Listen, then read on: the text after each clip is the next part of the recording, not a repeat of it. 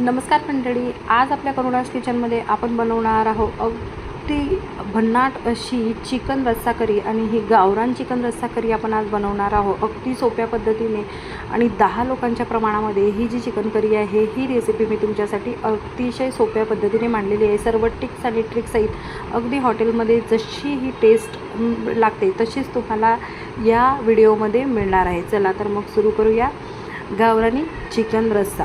यासाठी इथे मी 3 मोठे कांदे भाजून घेतलेले आहेत आणि अर्धा कप खोबरं भाजून घेतलेलं आहे।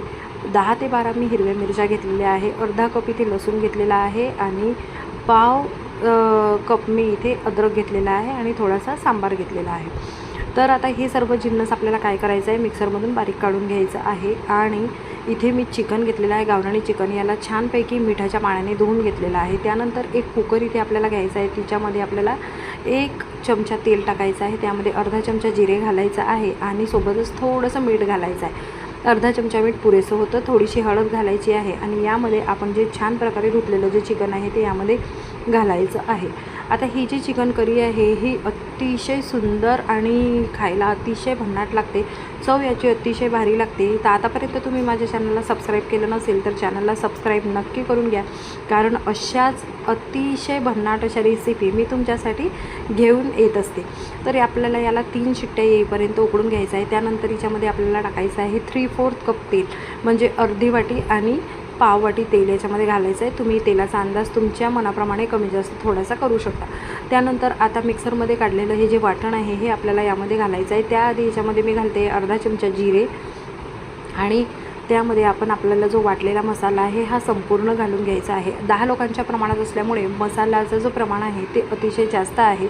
तुम्हाला रस्सा कसा पाहिजे आहे, घट्ट पाहिजे की पातळ पाहिजे, त्यानुसार तुम्ही पाण्याचं जे प्रमाण आहे ते ॲडजस्ट करू शकता। आता याच्यामध्ये मी 4 मोठे चमचे तिखट घेतलेलं आहे आणि रेग्युलर तिखट, आणि तिच्यात 2 चमचे काश्मीरी लाल मिर्च घेतलेली आहे। त्यानंतर 4 मोठे चमचे याच्यामध्ये मी घेतलेले आहे धना पावडर, 2 मोठे चमचे याच्यामध्ये घेतलेला आहे गरम मसाला, रेग्युलर गरम मसाला जो माझ्या घरामध्ये असतो तो मी घेतलेला आहे। त्यानंतर चिमूटभर मी याच्यामध्ये हळद घेतलेली आहे, चिमूटभर म्हणजे अगदी पाव चमचा याच्यामध्ये मी हळद वापरलेली आहे। आता याला आपल्याला छानपैकी भाजून घ्यायचं आहे, अगदी तेल सुटेपर्यंत हा जो मसाला आहे हा भाजून घ्यायचा आहे।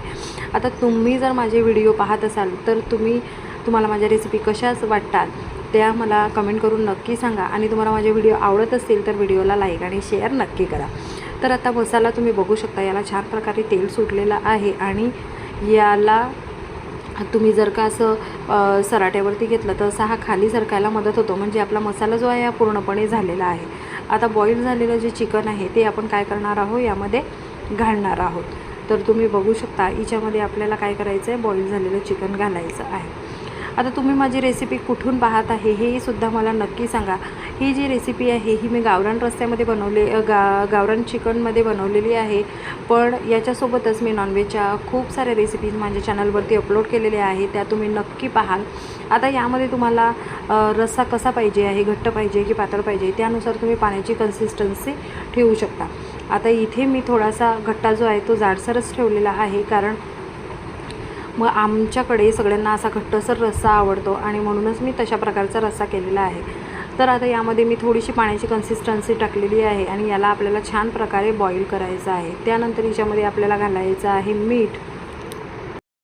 आता आपल्याला याच्यामध्ये घालायचं आहे 1 टीस्पून मीठ थोडं कमीच मी घातलेलं आहे, कारण आपण चिकन उकडताना त्यामध्ये आपण थोडंसं मीठ घातलेलं होतं, त्यामुळे मिठाचं प्रमाण मी थोडंसं कमीच ठेवलं आहे। त्यानंतर आता या भाजीला छान प्रकारे उकळी येऊ द्यायची आहे आणि उकळी आल्यानंतर भरपूर अशी कोथिंबीर घालून या भाजीला तुम्ही गरमागरम भाकरीसोबत, चपातीसोबत किंवा मस्त बाजरीच्या भाकरीसोबतसुद्धा खाऊ शकता। विदर्भामध्ये या भाजीला रोडग्यांसोबतसुद्धा खातात।